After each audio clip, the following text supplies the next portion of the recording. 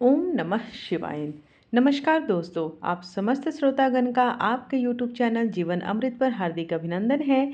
आज के वीडियो में हम लोग श्रावण महात्म्य कथा का 18वां अध्याय जो कि 10वीं तिथि का महात्म्य है उसे श्रवण करेंगे। इससे पहले अगर आप मेरे चैनल पर पहली बार आए हैं तो चैनल को कृपया कर सब्सक्राइब करें ताकि मेरे आने वाली वीडियोज़ की नोटिफिकेशंस आपको मिल सके। और अब तक की सारे कथाओं को सुनने के लिए और अपना प्यार और आशीर्वाद देने के लिए आप सबका बहुत बहुत धन्यवाद। तो चलिए भगवान भोलेनाथ का ध्यान करते हुए आज की वीडियो का आरंभ करते हैं। संत कुमार ने कहा, हे भगवान, हे पार्वतीनाथ, हे करुणा सागर, हे दयानिधि, अब आप मुझे श्रावण महीने के शुक्ल पक्ष के 10वीं तिथि का महात्म्य बतलाइए। भगवान शंकर जी ने कहा, हे संत कुमार, सावन महीने के शुक्ल पक्ष के 10वीं तिथि के दिन व्रत शुरू करें। इस प्रकार 12 महीनों तक उत्तम व्रत करके श्रावण शुक्ल 10वीं के दिन इस व्रत का उद्यापन करना चाहिए।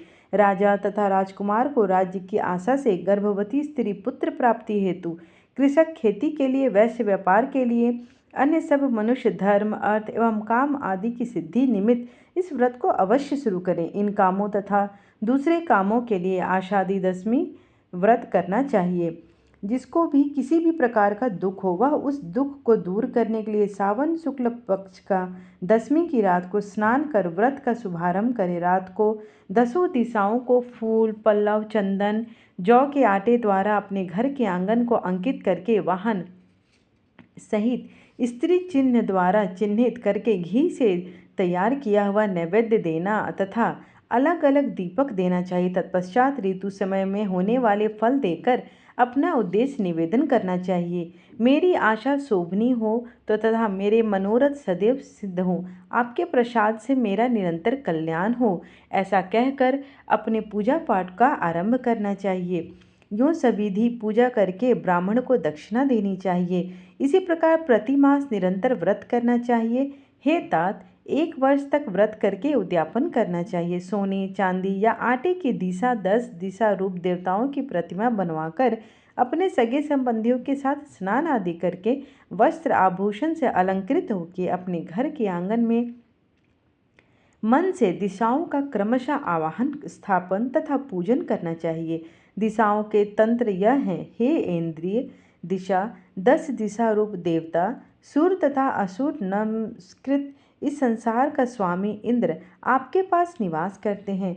ऐसे में मैं आपको नमस्कार करता हूँ। हे अग्नि देवता के रहने से आप अग्निय कही जाती हैं। आप तेज स्वरूपा पराशक्ति हैं। अतः हे अग्नि, मेरे लिए आप वरदात्री हूँ। हे याम्य, धर्मराज आपका आश्रय लेकर इस सारे संसार को दंड देते हैं, अतः आपको संयमनी कहते हैं।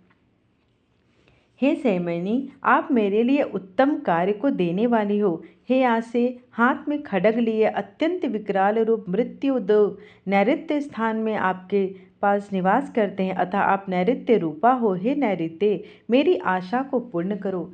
हे वारुणी, भुवन के आधार तथा जल जंतु के अधिपति वरुण देव आप में निवास करते हैं। हे वारुणी, मेरे कार्य के लिए और धर्म के कार्य के लिए तत्पर हो। हे व्यापे, संसार के आदि कारण प्राण रूप वायु देव से आप अधिष्ठित हैं।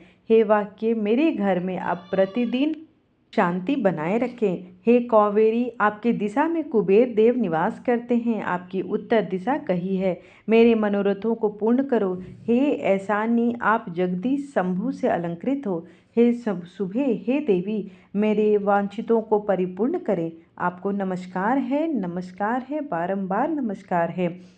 सारे संसार के ऊपर निवास करने वाले सदा कल्याण दाता सनक, संदक, सनातक और सनंत कुमार आदि मुनियों के साथ रहने वाली आप सदा मेरी रक्षा करे माँ, रक्षा करे। सब नक्षत्र, ग्रह, तारागण, नक्षत्र, माता, भूत प्रेत, विनायक तथा भक्ति युक्त मन से जिन दिग देवों का मैंने पूजन किया है वह सब देवता सदा मुझे अभीष्ट सिद्धियां देने वाले हों। सांप तथा नेवले से नीचे के लोक में आप सेवित हैं। आज आप मेरे ऊपर नागागनाओं के साथ प्रसन्न हो जाओ। इन मंत्रों को पढ़कर पुष्प, धूप आदि द्वारा अर्चन करके अलंकार, वस्त्र और फल निवेदन करने चाहिए।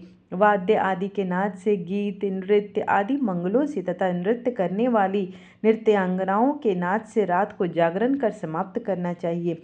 कुमकुम, अक्षत, तांबूल, पान आदि तथा प्रसन्न मन से उस रात को समाप्त करना चाहिए। प्रातःकाल दोबारा प्रतिमा की पूजा करके उसे ब्राह्मण को दे देना चाहिए। इस विधान द्वारा अर्चन तथा समापन कर प्रणाम करना चाहिए। उसके बाद अपने सगे संबंधियों तथा मित्रों सहित भोजन करना चाहिए। हे संत कुमार, इस प्रकार आदर से जो दशमी का व्रत करता है वह अपनी सब इच्छाओं को पूर्ति कर लेता है।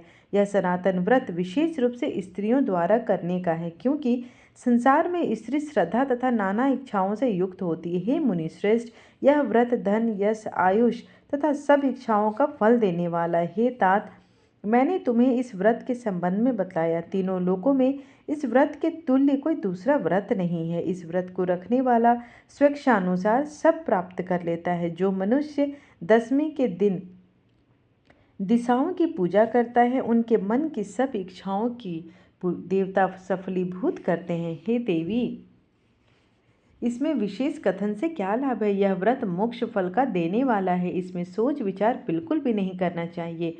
बस इतना कहना ही पर्याप्त है कि इस व्रत के तुल्य कोई और व्रत आज तक हुआ है और ना कभी भविष्य में होगा।